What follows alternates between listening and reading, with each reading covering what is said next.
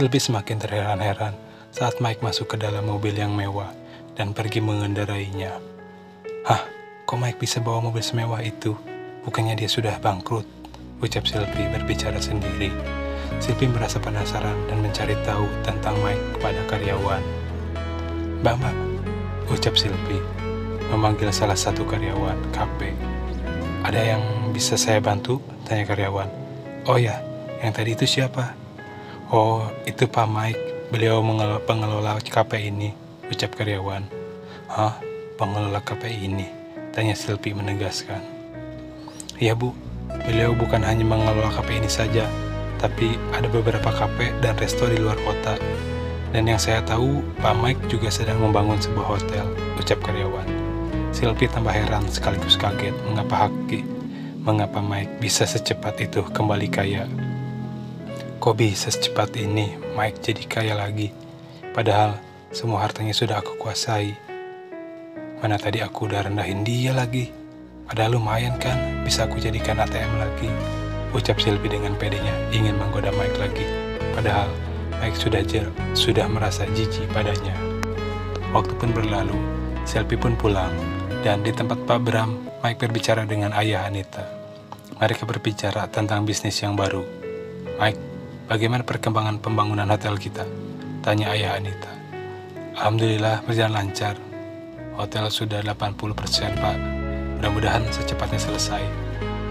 "Kamu hebat Mike. Semua bisnis kita berjalan dengan baik. Tidak sia-sia saya mempercayakan semuanya pada kamu," ucap ayah Anita memuji. "Ah, ini semua karena Bapak. Saya hanya menjalankan saja," jawab Mike. Di sela-sela pembicaraan, ayah bertanya tentang Anita. "Lalu, bagaimana bisnis Anita?" tanya ayah. "Saya kira Bu Anita cukup baik dalam mengelola bisnisnya. Tema kafe yang menarik sehingga kafenya selalu ramai dikunjungi," ucap Mike. "Apa kamu masih sering ke sana?" tanya ayah. "Masih Pak, saya masih sering ke sana untuk membantu Bu Anita."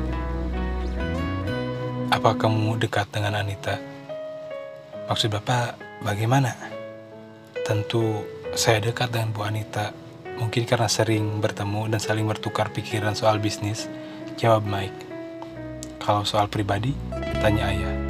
"Saya tidak mengerti maksud Bapak," ucap Mike merasa bingung dengan pertanyaan ayah Anita. "Ah, sudahlah, lupakan saja," ucap ayah. Ayah tak terlalu ikut campur tentang urusan pribadi Anita dan Mike. Meskipun ayah berharap Mike mau menjadi suami Anita, namun ayah memberikan kebebasan pada Anita untuk menentukan jalan hidupnya sendiri. Sebenarnya, Mike paham apa maksud ucapan ayah Anita, namun Mike tak mau terlalu terbuka. Mike tidak mau lancang. Dia sadar bahwa Anita adalah bukan orang yang biasa. Anita wanita yang begitu spesial, apalagi kini Mike sudah berjanji pada Ica untuk menjauhi Anita. Waktu pun berlalu, Mike pulang ke rumah. Setiba di rumah, Mike teringat Anita. "Ah, kenapa ini? Baru juga 1 hari tidak bertemu Anita, aku sudah kepikiran," ucap Mike berbicara sendiri. Mike begitu gelisah hingga dia sulit untuk tidur. Mike menggenggam HP-nya, ingin rasanya Mike menelpon Anita. Namun, itu semua sudah berlalu. Ternyata, Anita pun mengalami hal yang sama. Anita tak bisa tidur dan ingin menelpon Mike. Namun Anita takut Mike tak mau berbicara dengannya. "Mike, kamu kemana? Tak ada kabar hari ini," ucap Anita dalam hatinya. Keesokan harinya, karena Anita tak bisa tidur, akhirnya Anita kesiangan. Dan saat dia keluar dari kamar, ternyata di sana ada Adi. Adi meminta izin pada Anita untuk mengajak Patir untuk jalan-jalan. "Tak, ini kan hari libur. Aku mau minta izin ajak Patir jalan-jalan," ucap Adi. Awalnya Anita tak mau mengizinkan, karena Anita takut Adi mengajak Patir untuk menginap lagi. Tapi karena Anita adalah wanita pemaaf, akhirnya Anita mengizinkannya. kamu boleh ajak Patir, tapi jangan ajak dia menginap. Jika terulang lagi, aku tidak akan lagi memberi kamu izin. Saat Patir masuk ke dalam kamar untuk mengganti pakaian, Anita berbicara pada Adi bahwa dia melihat Silpi pergi bersama pria lain di sebuah mall. Mas, sebaiknya kamu perhatikan Silpi.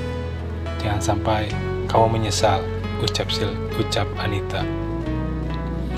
Kamu masih dendam dengan aku dan Silpi, sampai-sampai kamu fitnah Silpi. Silpi itu wanita baik, dia sangat mencintai aku. Gak mungkin kalau dia selingkuh, ucap Adi tak percaya pada Anita. Kalau dia wanita baik, gak mungkin dia jadi pelakor. Kalau kamu tidak percaya, terserah. Aku cuma peringatan kamu saja, ucap Anita sambil meninggalkan Adi. Aku gak habis pikir, kok bisa-bisanya Anita berubah sampai fitnah Silpi lagi, ucap Adi berbicara sendiri. Akhirnya, Adi pun pergi bersama Patir. Awalnya Adi mengajak Silpi, namun Silpi tak bisa ikut karena ada keperluan. Padahal Silpi berbohong. Silpi punya rencana untuk mengajak Hakim pergi. Silpi pun menelpon Hakim. Halo, Mas Hakim? Sibuk gak? Ada apa Mbak Silpi? Jawab Hakim. Kalau tidak sibuk, aku mau ajak kamu jalan, ucap Silpi. Hakim pun bercerita pada istrinya. Istri Hakim mengizinkan, karena itu adalah bagian dari rencana mereka. Akhirnya, mereka pun pergi ke sebuah tempat wisata alam terbuka. Mereka berbincang-bincang. Rayuan Silpi terus-menerus menggoda Hakim. Hingga akhirnya, Hakim mulai tergoda. Namun, Hakim masih ingat pada rencana awal. Mas, kita mau di sini aja. Apa gak ada kegiatan yang lebih asik? Tanya Silpi menggoda. Memang, kamu mau apa? Tanya Hakim membalas godaan Silpi. Ya, ini kan cuacanya dingin. Bagaimana kalau kita cari tempat lebih hangat? Ucap Silpi. Gimana kalau kita cari villa untuk kita bersantai? Ucap Hakim. Mereka pun mencari sebuah villa dan mereka masuk ke dalam.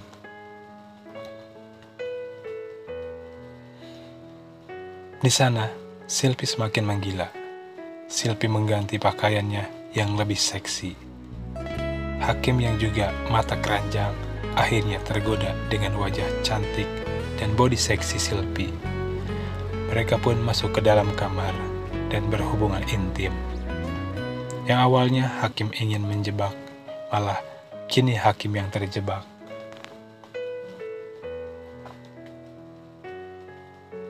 Terdengar suara desahan dan jeritan di dalam kamar. Hakim sudah tergoda oleh Silpi hingga dia lupa kalau Silpi adalah istri temannya sendiri. Setelah beberapa waktu mereka selesai dan Silpi pura-pura sedih. Mas, apa yang sudah kita lakukan? Kita sudah mengkhianati pasangan kita, ucap Silpi. Tidak akan ada yang tahu jika kita tidak banyak bicara. Aku hanya tergoda kecantikan dan tubuh indah kamu, ucap Hakim. Sudahlah, bukankah ini yang kamu mau? Tanya Hakim menambahkan. Iya, tapi kalau Mas Adi tahu gimana? Apa kamu mau tanggung jawab? Tanya Silpi. Adi tidak akan tahu. Sudahlah, kita lupakan saja kejadian ini, ucap Hakim. Tapi Mas, sepertinya aku sudah jatuh cinta sama kamu, ucap Silpi. Hakim hanya tersenyum tak membalas ucapan Silpi.